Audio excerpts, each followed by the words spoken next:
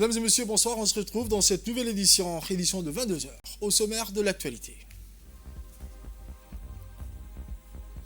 À Arta, le ministre de l'Énergie a présidé la cérémonie de présentation des nouveaux maillots du FC Club Arta. Au Nouvel Mondial, l'OMC revoit sa prévision de croissance du commerce mondial à 2,7%. Les détails de ce journal de ce soir. Le journal au complet à présent, mesdames et messieurs. Je vous le disais dans les titres, le ministre de l'Énergie et des Ressources naturelles, M. Younis Ali Guédé, a présidé au Sunny Hill Center d'Arta une cérémonie de présentation de nouveaux maillots du club FC Arta. Cette cérémonie a vu la participation du président du club FC Arta, M. Idriss Ali Roble. En marge de cette cérémonie de présentation de nouveaux maillots, le ministre de l'Énergie et des Ressources naturelles, M. Younis Ali Guédé, a offert au FC Arta un nouveau bus destiné à transporter les joueurs de ce club de football. Rappelons que ce club évolue actuellement en première division et a été vice-champion l'année dernière en seconde division. Le ministre de l'Énergie et des Ressources naturelles, M. Younis Ali Guédé, a exprimé sa fierté des résultats du club en encourageant les joueurs et le staff à continuer sur cette voie pour atteindre les objectifs qui s'y sont fixés.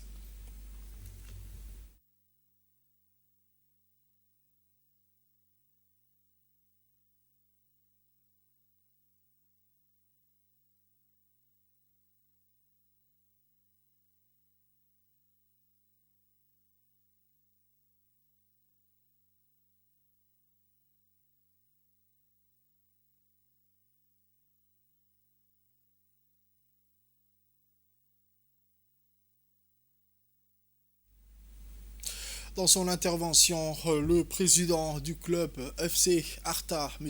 Idriss Ali Roble, a remercié le ministre pour tous les efforts qu'il a réalisés en faveur de son club. Il a ensuite encouragé le joueur de ce club mythique. Ensuite, nous allons écouter l'intervention du ministre de l'Énergie, M. Younis Ali Guédé. Voici ses propos. Nous avons eu 2 dernières années difficiles. Inch'Allah, cette année... nous espérons avoir les moyens pour mettre à l'aise les joueurs comme il faut. Et pour les entraînements, pour les préparateurs physiques, parce que vous allez jouer un football dur, très physique et avec des grands joueurs. Ce sera une année aussi de découverte pour vous. Ce sera une année, j'espère, d'exploit aussi. Il ne faudra pas s'encombrer, il ne faudra pas se mettre trop de choses dans la tête, il faudra jouer votre football. Très simple. Faites-vous plaisir et ramenez des résultats. Ça, c'est l'important. Merci encore, Monsieur le Président. Tous mes joueurs ici présents, on est là, on sera à vos côtés. Toute la région sera à vos côtés. Votre transport principal, la Société internationale de calcul sera à vos côtés et pour pouvoir vous assister et vous aider financièrement. À Obok à présent, toujours dans la continuité du projet de jumelage intercollectivité entre Obok et Ali Sabié. Les activités battent à plein. Ainsi, après la visite du patrimoine historique et de la découverte de la nature, place au sport. Une rencontre sportive, à savoir un match de football, a été organisée dans le terrain omnisport d'Obok, mettant en prise les Obokois et les Assadjok. Cette rencontre sportive, placée sous les signes de l'amitié et de la fraternité, s'est déroulée dans une bonne ambiance. Les télésélections, sous le leadership des deux présidents, en l'occurrence M. Charmarke et M. Mohamed Hamad, ont livré un très beau match de football.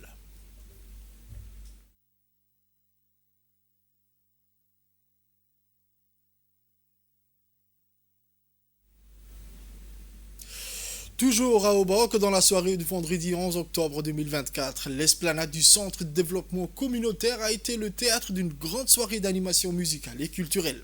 La population obokoise était venue en masse pour assister au spectacle de variétés culturelles et artistiques. Cette soirée animée par des artistes fut organisée en l'honneur des invités Assadjok et Beninjok, conduite par le président du conseil régional Charmarke et le parlementaire Hassan Omar Absiye. Une foule nombreuse s'était donc donné rendez-vous sur cette esplanade. Une soirée qui a également vu la participation de monsieur le ministre délégué chargé de la décentralisation, son excellence monsieur Qassim Haroun Ali, qui présidera ce samedi cette convention de jumelage entre Obok et Ali Sebier, une première à Djibouti. Les invités ont pu apprécier les danses folkloriques dans les 3 langues de notre pays, à savoir l'afar, le somali et l'arabe. Dans leurs interventions respectives, les autorités ont salué cette inédite initiative et n'ont pas manqué de remercier tous les partenaires ayant appuyé ce projet, à savoir le ministère délégué chargé de la décentralisation, le ministère de la jeunesse et de la culture, l'USAID à travers Kaizen Company et le commandant de la garde côte djiboutienne, le colonel Waïs Omar Bokhari.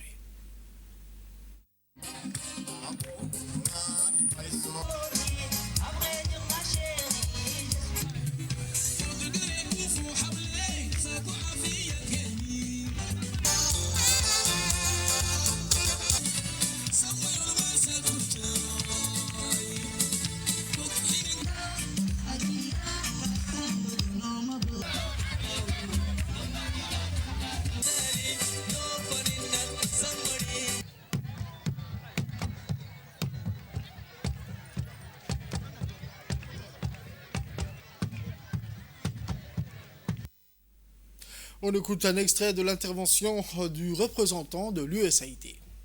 Cette initiative et cet événement qui nous réunit ce soir n'est pas la vision de l'USAID, mais c'est une vision qui vient de 2 présidents. Je me rappelle encore, il y a quelques mois, quand les 2 présidents nous en ont parlé.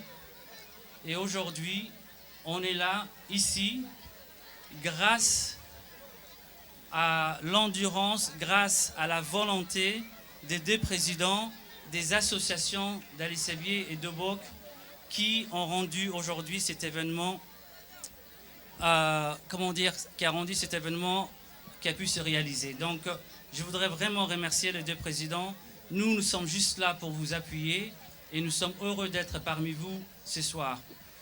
Je voulais également réitérer, comme le président a dit pendant longtemps, monsieur le ministre, les jumelages ont été toujours entre un conseil régional à Djibouti et un autre conseil régional dans un autre pays. Et aujourd'hui, cette initiative, c'est une initiative unique qui, pour la première fois, comme a dit le président d'Obok, c'est la première fois qu'un tel jumelage a eu lieu entre 2 collectivités régionales. Et il est très important que nos communautés puissent se connaître tout d'abord avant que nous puissions connaître une autre communauté dans un autre pays. Et je pense que cette initiative n'en est qu'à son début et qu'il y aura d'autres initiatives, Inch'Allah, entre d'autres conseils régionaux. Nous allons écouter à présent les propos du président du conseil régional et du préfet de la région de Bok. Ce soir, je suis vraiment très content, très honoreux de voir une telle foule, de voir donc un bon monde comme ça. Et je voudrais ici, en mon nom personnel et au nom de la région de Bok, d'abord souhaiter la bienvenue à nos amis, à nos frères, à nos sœurs qui viennent d'Ali Sebier, les Assajog et les Beninjog comme on dit. Ici, donc tout simplement, vous êtes chez vous. Entre Obok et Ali Sebier, c'est une longue histoire. C'est une longue histoire, mais aujourd'hui, que demain, Inch'Allah, nous allons concrétiser par un acte qu'on va signer entre le président, mon ami Charnoaki Hassan Alali et moi, sous la présidence de son Excellence Qassim Haroun Ali, avec les préfets de la région de Bok, avec les parlementaires aussi, Hassan Omar Absiye qui est ici. Obok et Ali Sebier, c'est un projet que nous avons depuis 2 ans et grâce à la volonté divine, c'est un projet que nous venons de concrétiser et nous sommes les 2 premières régions de Djibouti à faire un projet de jumelage ensemble. Ce soir, je ne suis pas seulement content, mais je suis vraiment ému. Ému de voir Ali Sebier venir nous voir. Ému de voir comment les Obokois ont accueilli depuis hier nos amis d'Ali Sebier. Je ne vais pas revenir sur le projet donc, de jumelage. Quand cette idée a eu lieu, tout le monde a été anonyme. C'est à l'unanimité que nous avons accueilli cette idée. Mais la difficulté, c'était comment la concrétiser. Nous avons pu la concrétiser grâce au soutien de Kaizen Company. Merci. Ce soir, nous chantons, nous dansons et nous sommes tous heureux pour vous, chers amis d'Ali Sabié. Nous avons choisi, mesdames et messieurs, les leaders des associations parce qu'il y a un objectif derrière tout ça. L'objectif étant de venir à Obok et de rapporter vers Ali Sabié non seulement ce que vous avez vu, mais ce que vous avez ressenti. Avant d'aller à Séville, nous allons écouter le ministre Qassim Haroun Ali, ministre délégué chargé de la décentralisation. Voici ses dires. Nous sommes très honorés aujourd'hui d'accueillir la population d'Ali Sabié à Obok, la ville historique, la première ville qui a été colonisée, la première ville par laquelle les Français sont rentrés à Djibouti. Si nous sommes là aujourd'hui, c'est pour la population d'Obok et la population d'Ali Sabié. On fait une convention de jumelage pour qu'il y ait un échange culturel, touristique entre les deux populations, qui est l'initiative d'ailleurs des deux présidents de conseils régionaux qui ont pris cette initiative et qui ont réussi aujourd'hui, et je les félicite. Je souhaite que ce genre d'initiative soit pérenne pour que d'autres conseils régionaux prennent l'exemple aussi de ces deux conseils régionaux. Et si aujourd'hui cette initiative est une réussite, c'est parce qu'il y a la paix. La paix est le moteur de tout développement. La paix est le moteur de tout échange entre populations. La paix et le développement, ce sont deux faces de la même pièce. Donc, il faut que la paix soit pérenne. Direction Ali Sabié, où vendredi 10 octobre 2024, un violent orage s'est abattu sur la ville en début d'après-midi vers 13h, entraînant une crue soudaine de l'ouest traversant le centre-ville. Malheureusement, une habitante du quartier Iljano a été emportée par les eaux. Dès que l'incident a été signalé, Mme Saïda Wabri Assoe, préfète par intérim, s'est immédiatement rendue sur place pour superviser les opérations des recherches et des secours, tout en coordonnant les efforts déployés par l'ensemble des forces de sécurité. Les militaires de la BIAZ, la gendarmerie et la police sont entièrement mobilisés, travaillant sans relâche pour retrouver la jeune femme disparue. Les opérations de recherche se poursuivent avec une grande intensité sous la direction étroite de la préfète de la région, qui assure un suivi constant de la situation et veille à ce que tous les moyens disponibles soient mis en œuvre pour retrouver la victime. Toujours à Ali Sabié, où la pluie a été abondante hier à Ali Sabié et dans les environs. En effet, dans le secteur du Grand et Petit Bara, l'eau s'est stagnée et atteint 30 à 40 cm d'eau. En grand bonheur des populations rurales de ce secteur qui dorénavant oublieront la sécheresse et le manque d'eau qu'ils ont connu lors des périodes de forte chaleur. Il a plu toute cette semaine, mais hier c'était une pluie torrentielle accompagnée des tonnerres assourdissants selon les habitants de la région d'Ali Sabié et ses environs. Les végétations semblent à nouveau renouer avec le paysage où les montagnes d'Omar Djaga jusqu'à la plaine du Petit Bara prennent une toute autre forme. Par exemple, à Iskoutir, secteur du Grand Bara, la population accueille avec beaucoup d'enthousiasme ces pluies qui se sont abattues dans la région d'Ali Sabié. On écoute la réaction de Mme Saïda Wabri Assoe, préfète adjoint et préfète par intérim de la région d'Ali Sabié. Vendredi 11 octobre 2024, un violent orage s'est abattu sur la ville d'Ali Sabié aux alentours des 13h, causant des dégâts significatifs et mobilisant les forces de sécurité ainsi que les autorités locales. L'oued traversant le centre-ville a malheureusement emporté une habitante du quartier Iljano. Les recherches pour retrouver la victime sont toujours en cours. Nous nous sommes rendus sur place immédiatement pour superviser les opérations de secours afin de coordonner les efforts des forces de sécurité, notamment les militaires de la BIAZ, la gendarmerie et la police. L'orage a également causé des dommages matériels. Au quartier Ouarak, les toitures d'une maison ont été emportées. Plusieurs poteaux électriques ont été endommagés, entraînant une coupure d'électricité à la caserne militaire. Des équipes sont déjà mobilisées depuis hier après-midi pour rétablir le courant. Les autorités locales restent mobilisées pour gérer la situation et réparer les infrastructures touchées. Enfin, nos pensées vont à la famille de la disparue en ce moment difficile. Au nord à présent, la région de Tadjoura a récemment été gratifiée de pluies significatives également, apportant un soulagement tant attendu à ses habitants. Les précipitations qui ont atteint jusqu'à 32 mm à Balho marquent une lueur d'espoir pour une région dont l'agriculture et l'approvisionnement en eau dépendent fortement des caprices de la météo. Ces derniers jours, la région a subi une quantité de pluie tandis que les localités environnantes ont également profité de cette averse bienfaisante. Ces précipitations ont été une bénédiction mais également un repli face à la chaleur persistante qui caractérise la région. Cependant, ces pluies, bien que bienvenues, n'ont pas été sans conséquences. Les oueds, souvent secs, connaissent des crues soudaines transformant le paysage habituel en un torrent tumultueux. Les autorités locales ont immédiatement réagi en mettant en place des mesures de sécurité.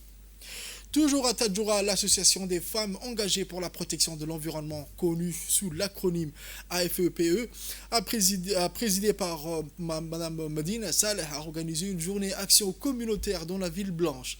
Des actions à la protection de l'environnement, ramassage des ordures, assurant au passage la propriété dans la ville blanche dans différents quartiers. Le préfet Mohamed Ahmed Abbas a remercié infiniment cette association de Tadjoura pour cette initiative et cette association qui ne ménagera aucun effort pour améliorer les conditions indispensables qui témoignent de cette volonté. Le CRIPEN a eu l'honneur d'accueillir la présentation d'un livre de l'auteur Amine Nour Beuh. Un événement marquant pour la culture littéraire de Djibouti. Ce livre, écrit en français, afar et somali, témoigne de la richesse et de la diversité linguistique de notre pays. Une cérémonie qui s'est tenue en présence de Madame Yotova Reni, directrice de la francophonie à Djibouti, ainsi que de l'auteur djiboutien Idriss Youssouf et de nombreux invités de marque, dont des représentants de la communauté littéraire et quelques lycéens passionnés.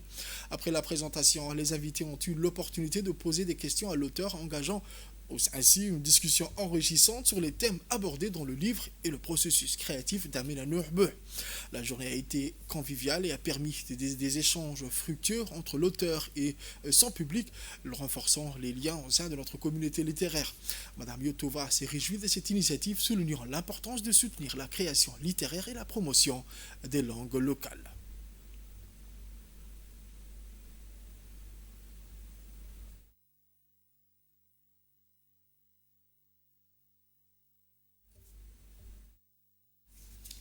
Dans ce nouvel sport à présent, sous l'égide du secrétariat d'État chargé des sports, la Fédération djiboutienne de handball a lancé le premier quart de finale de la Coupe de Djibouti en sein du gymnase du lycée d'État.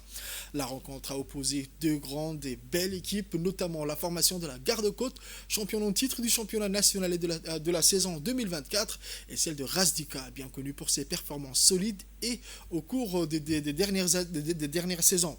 De le coup d'envoi, la Garde-Côte a rapidement imposé son rythme, dominant la rencontre avec une rigueur tactique et une intensité impressionnante. À la fin du match, le score de 25-15 en faveur de la Garde-Côte reflétait la supériorité technique et physique de l'équipe sur son adversaire du jour. Cette victoire nette permet à la Garde-Côte de se hisser en demi-finale avec la ferme intention de faire un doublé championnat Coupe du Djibouti.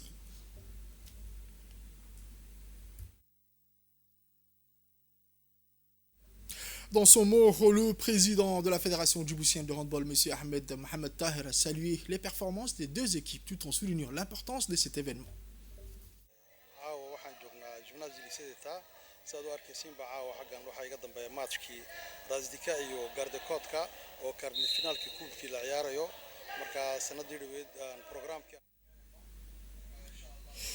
Au nouvel mondial à présent, je vous le disais dans les titres, en économie, l'OMC revoit sa prévision de croissance du commerce mondial à 2,7%.